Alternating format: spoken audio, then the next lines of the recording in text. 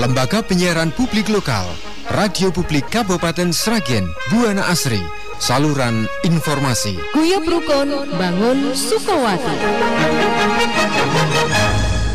Shalom, selamat pagi sahabat-sahabat semua, saudara semua yang dikasih Tuhan. Semoga pagi ini kita semua diberikan kelimpahan, sehat, dan juga kita senantiasa diberikan kekuatan dan pembiaran Tuhan. Selamat berjumpa lagi para pendengar Radio Buana Asri dimanapun saja berada. Pagi ini kita bersama untuk merenungkan firman Tuhan dalam acara Mimbar Agama Kristen. Oleh karena itu sebelumnya akan saya hantar dalam doa. Tuhan Bapa yang mengasihi kami bersyukur pagi ini Engkau memelihara kami, dan kami bersyukur untuk semua kasih karunia dan anugerah-Mu yang Engkau berikan dalam hidup kami. Dan kami akan belajar kebenaran firman-Mu. Biarlah firman-Mu itu akan menolong hidup kami, firman-Mu itu akan mengantar kami hidup selaras dengan rencana dan kehendak-Mu. Berbicaralah Tuhan lewat hamba-Mu yang sederhana ini. Dalam nama Yesus kami berdoa dan mengucap syukur. Haleluya. Amin. Para sahabat semua yang dikasihi Tuhan, salah satu tanda kehidupan adalah sebuah perubahan, adalah sebuah pergerakan.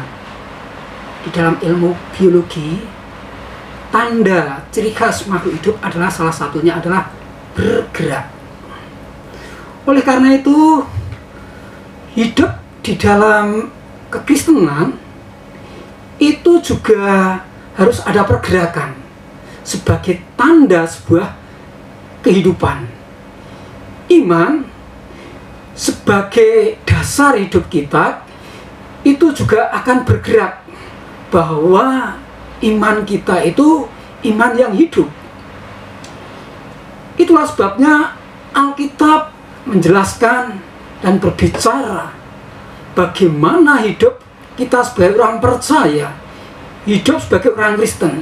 Itu bukan orang Kristen yang statis, bukan orang Kristen yang kemudian berhenti, tetapi yang terus aktif bergerak dan bergerak dan bergerak, menandai sebuah kehidupan dan juga pertumbuhan dan perkembangan. Bagaimana iman yang bertumbuh, iman yang bergerak, iman yang hidup itu? Sama mengajak merenungkan firman Tuhan dari surat 2 Petrus pasal 1 ayat yang ketiga sampai dengan ayat yang ke-9. Demikian firman Tuhan akan saya bacakan.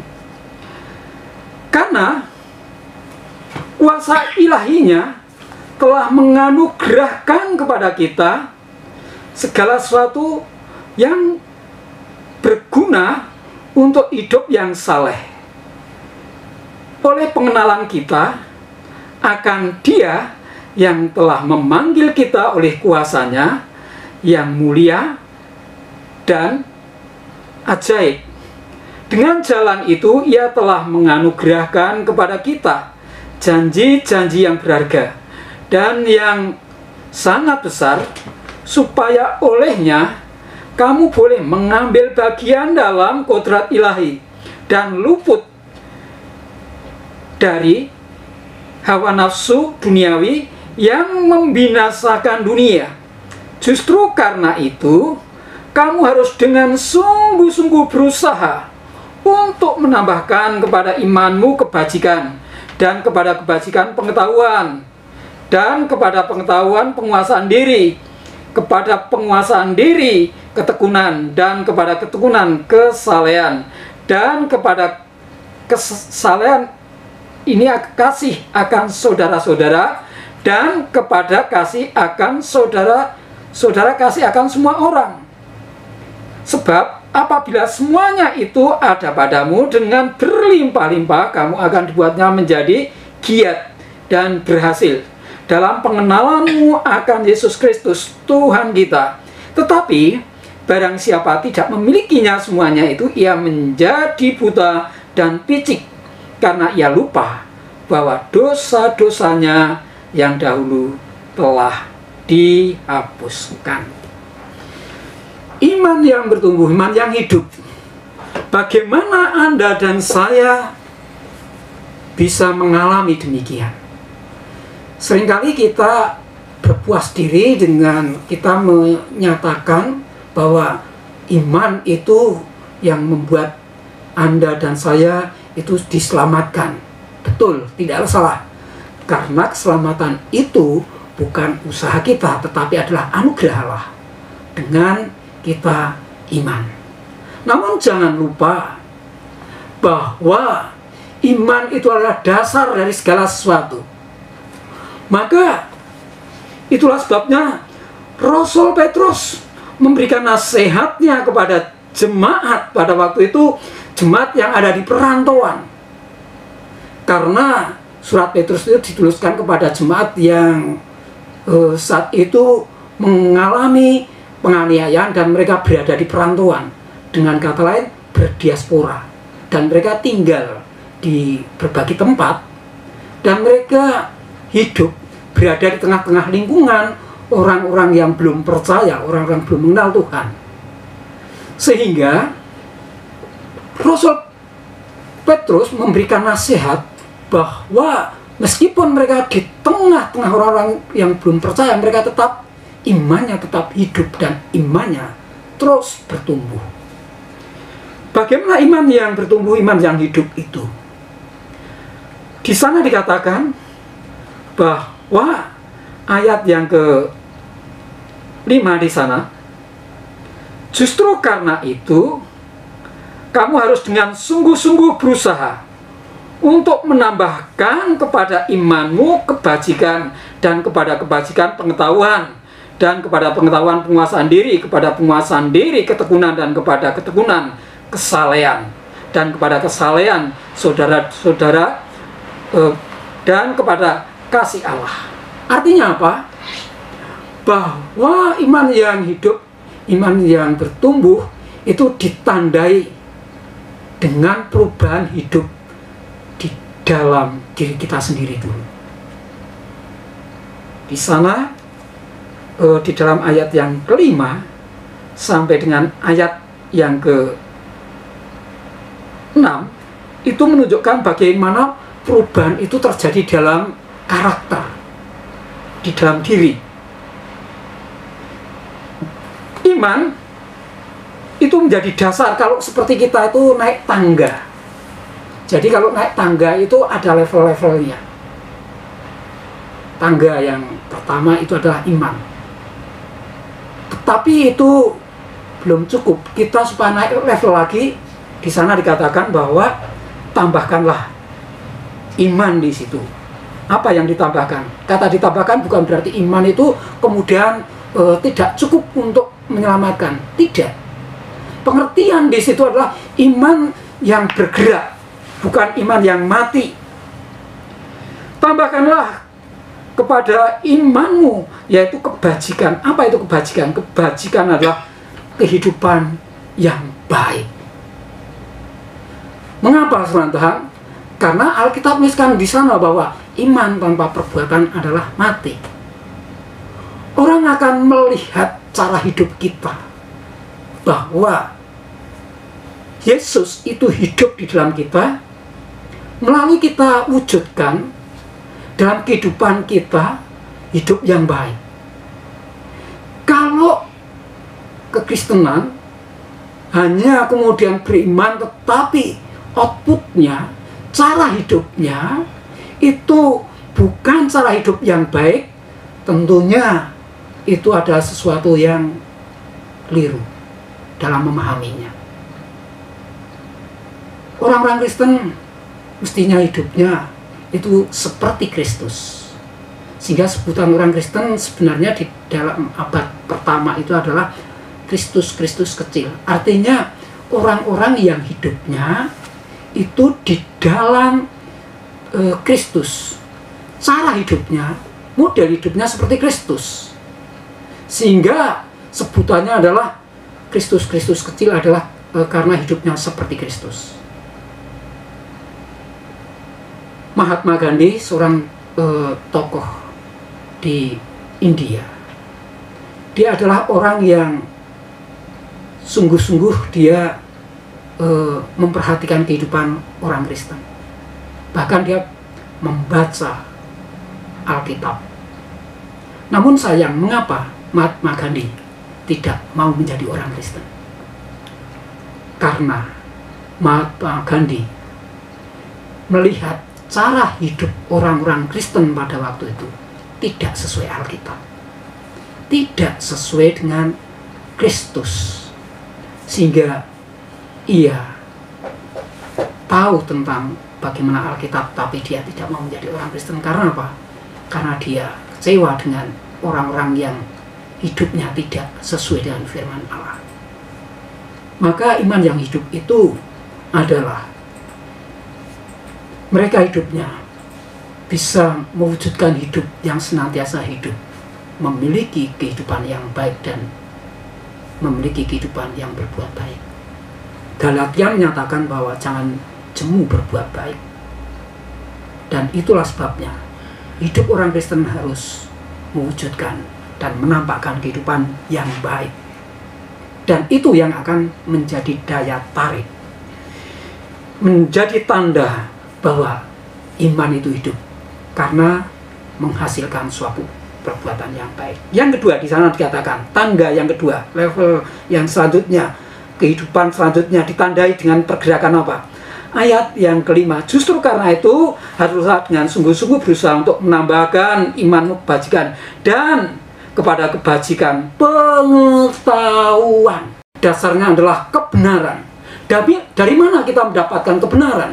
Kebenaran itu kita dapatkan dengan melalui pengenalan akan Tuhan. Dari mana kita bisa memperoleh pengenalan akan Tuhan? Kita bisa memperoleh pengenalan akan Tuhan ketika Anda dan saya belajar kebenaran, belajar firman Tuhan, belajar dari Alkitab. Sehingga itulah sebabnya menjadi orang Kristen yang bertumbuh, yang hidup adalah menjadi orang Kristen yang suka belajar dan pembelajar. Maka itulah sebabnya pula sebutan orang-orang Kristen pada abad awal dan di dalam zaman Yesus, mereka disebutnya menjadi murid-murid Kristus. Mengapa menjadi murid-murid Kristus sebutannya? Karena mereka mengikut Kristus dan mereka menjadi orang-orang yang suka belajar. Mereka suka mendengarkan. Mereka suka untuk senantiasa belajar kebenaran firman Tuhan. Dan itulah yang membuat mereka bisa hidup dan bertumbuh. Karena pengenalan akan Tuhan, belajar itulah yang membuat kehidupan kekristenan itu menjadi kokoh. Alkitab menuliskan di sana bahwa dengan Anda dan saya menjadi orang pembelajar, maka disitulah sebenarnya kita akan terus hidup kita semakin bertumbuh. Ketika kita stop, berhenti belajar, orang lain maju, kita justru tertinggal. Maka menjadi orang Kristen, orang yang tidak pernah berhenti untuk belajar. Kapan itu selesainya? Kapan lulusnya? Ya lulusnya ketika Anda dan saya dipanggil Tuhan, ada di dalam kekekalan.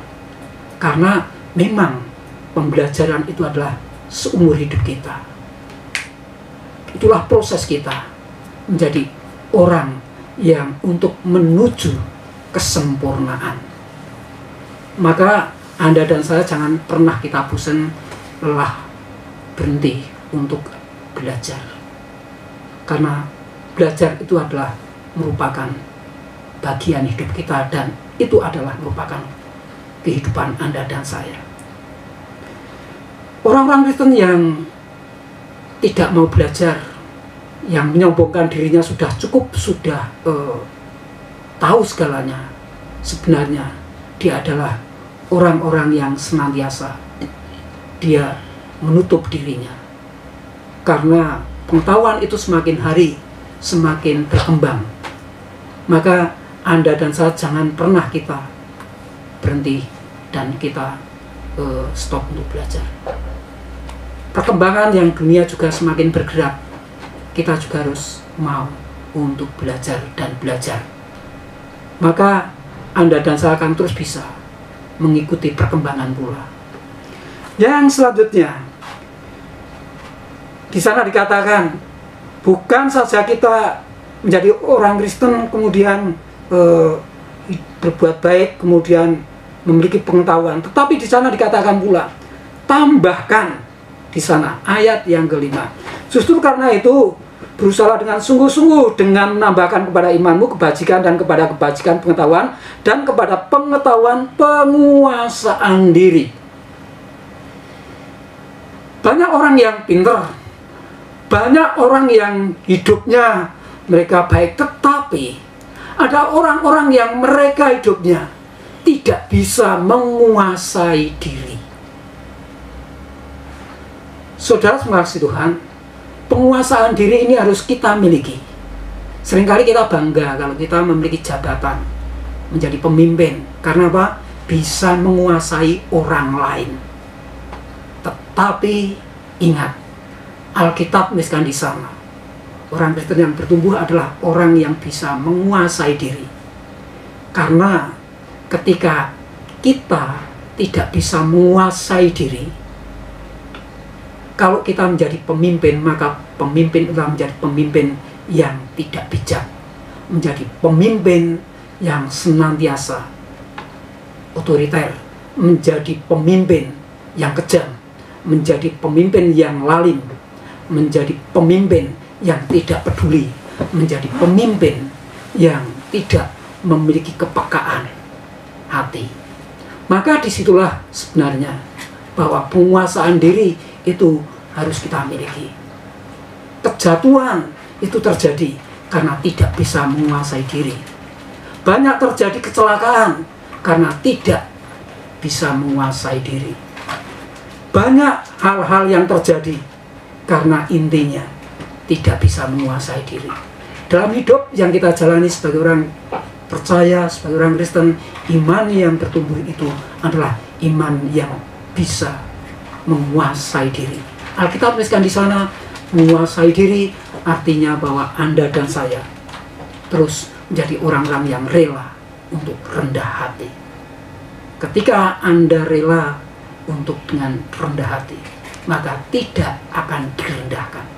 Tetapi ingat, ketika kita tinggi hati, maka suatu saat kita akan direndahkan. Jadi orang Kristen yang bertumbuh adalah yang bisa menguasai diri.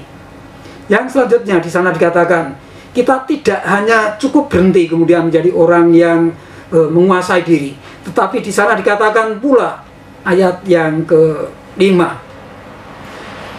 kepada penguasaan diri, ketekunan.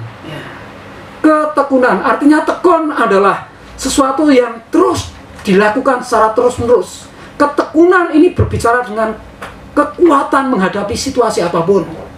Dan ini juga adalah orang-orang yang tentunya orang yang sabar. Sabar adalah orang-orang yang rela. Mereka tetap bertahan di dalam situasi dan kondisi apapun. Menjadi orang Kristen tidak cukup hanya kita punya iman, kita kemudian memiliki pengetahuan yang tinggi, memiliki yaitu penguasaan diri, tapi juga kita memiliki kehidupan yang senantiasa tekun. Tekun artinya juga setia, karena kesetiaan itu yang Tuhan juga senang dengan orang-orang yang setia. Alkitab menuliskan di sana, setia di dalam perkara yang kecil, Tuhan akan memberikan perkara yang besar. Dan itu dibutuhkan orang-orang yang senantiasa mereka setia dan tekun. Banyak orang yang pintar, tetapi mengapa mereka gagal? Banyak orang yang pintar, mengapa mereka tidak berhasil? Usaha di bidang ini tidak berhasil, usaha di bidang ini tidak berhasil.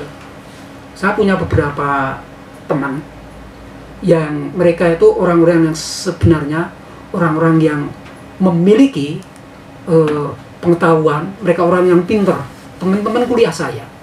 Tetapi mengapa mereka tidak berhasil? Karena tidak fokus dari satu bidang, belum ditekuni, mereka sudah meninggalkan, bosenan, gonta-ganti pekerjaan, gonta-ganti pelayanan, Karena intinya bukan karena kurang pintar, karena kurang tekun. Itulah sebabnya Anda dan saya jadilah orang-orang yang senantiasa tekun. Dan tekun itu dibutuhkan pula dengan proses yang namanya kesabaran. Ketika saya berjumpa dengan para pengusaha, ya, ternyata mengapa kadang pengusaha itu justru tidak merekrut orang-orang Kristen? Karena kadang-kadang orang Kristen sendiri bukan orang-orang Kristen yang rajin, bukan orang-orang Kristen yang tekun, yaitu busnan bekerja, tidak setia dalam bekerja, dan akhirnya banyak absennya, banyak bolosnya, sehingga perusahaan itu kemudian tidak lagi tertarik merekrut orang-orang semacam itu. Jadi itulah sebabnya kita harus, iman kita bertumbuh, kita wujudkan dengan kita hidup kita senantiasa bertekun. Yang selanjutnya di dalam ketekunan adalah kesalehan. Hidup yang senantiasa hidup kita, Anda dan saya, harus hidup kita iman yang bergerak, iman yang bertumbuh adalah kita hidup yang saleh. Apa artinya saleh? Artinya hidup yang saleh, hidup kita di dalam kekudusan, hidup kita di dalam kesucian. Memang hidup kita di tengah-tengah dunia, kita setiap hari kita digoda oleh faktor-faktor yang ada di dalam lingkungan kita yang mempengaruhi kita. Tetapi itulah sebabnya kita sebagai orang-orang percaya, iman yang bertumbuh adalah iman yang kokoh, tidak mudah dipengaruhi oleh apapun. Jadilah seperti ikan yang di laut. Meskipun air laut itu asin, tetapi ikan di laut itu tidak juga menjadi otomatis kemudian tercemar asin. Ternyata bahwa ikan itu walaupun hidup di laut, untuk menjadi ikan asin itu harus ditaburi garam. Artinya apa? Ikan yang hidup di laut itu ternyata dia tidak menjadi tercemar dengan air yang ada di laut. Maka hidup sebagai orang percaya, meskipun kita hidup di dunia, tetapi kita tidak hidup dengan model cara-cara hidup dunia. Jadilah senantiasa orang Kristen yang bertumbuh, karena kita terus bisa menjaga diri hidup kita dalam kekudusan. Lalu apalagi saudara, orang Kristen yang bertumbuh? Di sana dikatakan itu tadi adalah yang ada di dalam diri, karakter yang ada di dalam diri. Bagaimana output keluarnya? Yang keluarnya di sana dikatakan ayat yang ke-7, dan kepada kesalehan, kasih akan saudara-saudara, dan kepada kasih akan saudara-saudara semua orang. Ya. Artinya apa, saudara? Artinya bahwa hidup kita setelah kita berubah dari dalam kita, karakter kita, maka kemudian outputnya adalah kita akan menjadi orang yang bisa mengasihi. Kasih kepada siapa? Kasih kepada saudara seiman. Itu adalah di dalam intern kita, di dalam lingkungan komunitas kita, gereja kita. Itulah sebabnya saudara, orang-orang Kristen itu harus senantiasa di dalam diri kita, di dalam komunitas kita, antar hubungan sesama orang Kristen, tetapi bukan hanya saudara seiman. Alkitab menuliskan di sana, kasihlah pada semua orang. Disitulah sebenarnya inti dari Alkitab.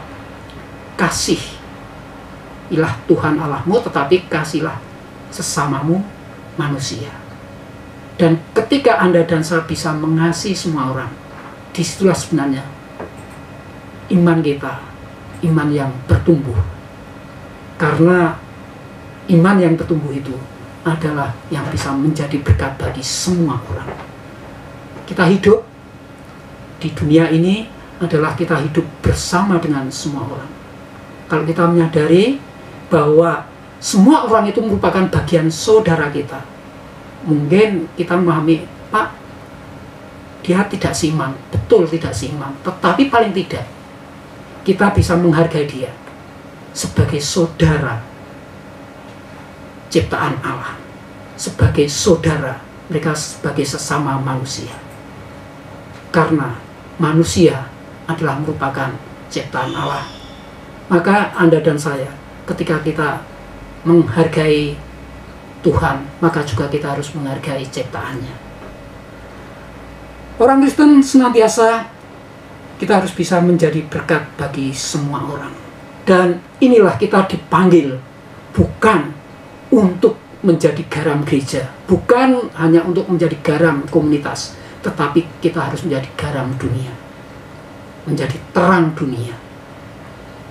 Dan itulah Anda dan saya harus rela untuk kita hadir dengan kasih kita kepada semua orang, sehingga kekristenan itu bisa dirasakan bagi semua orang pula. Hasilnya apa ketika kita memiliki itu? Alkitab tuliskan di sana, ayat yang ke-8. Sebab apabila semuanya itu ada padamu dengan berlimpah-limpah, kamu akan dibuatnya menjadi giat dan berhasil dalam pengenalanmu akan Yesus Kristus. Artinya apa? Itulah sebenarnya tujuan Allah memanggil kita. Kata berhasil di situ adalah Anda dan saya menggenapi akan rencana dan kehendak Allah. Apa rencana kehendak Allah? Dan akhirnya adalah, titiknya adalah kita menjadi berkat bagi semua orang. Bagaimana hidup Anda dan saya saat ini? Ada di level mana saat ini hidup Anda dan saya? Perubahan yang sampai di titik mana? Mungkin kita baru di titik iman. Mari kita tambahkan. Mari kita terus kita bergerak.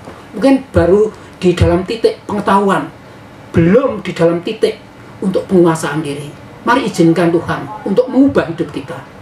Dan izinkan Roh Kudus untuk berkarya kita, sehingga kita berubah dan terus berubah sampai menggenapi rencana Allah yang di sana dikatakan menjadi giat dan berhasil. Karena hidup kita bisa menjadi berkat, jadi kesaksian, dan hidup kita bisa mengasihi dan menghadirkan kasih kepada semua orang, sesuai dengan rencana dan kehendak Tuhan untuk keselamatan bagi dunia. Saudara, terima kasih Tuhan. Mari saat ini terus Anda dan saya jangan pernah berhenti, jangan pernah kita bosan. Terus kita mari hidup kita selalu bergerak dan bergerak. Tuhan Yesus memberkati. Mari kita tundukkan kepala. Tuhan, kami bersyukur untuk firman-Mu. Bila firman-Mu itu akan menolongmu bahkan hidup kami, hidup yang selaras dengan rencana, dengan kehendak-Mu. Hamba-Mu berdiam, tetapi kuasa Roh Kudus akan menjelaskan secara pribadi bagi kami semua. Dalam nama Yesus kami berdoa dan mengucap syukur. Amin. Lembaga Penyiaran Publik Lokal, Radio Publik Kabupaten Sragen, Buana Asri, saluran informasi. Guyub Rukun Bangun Sukowati.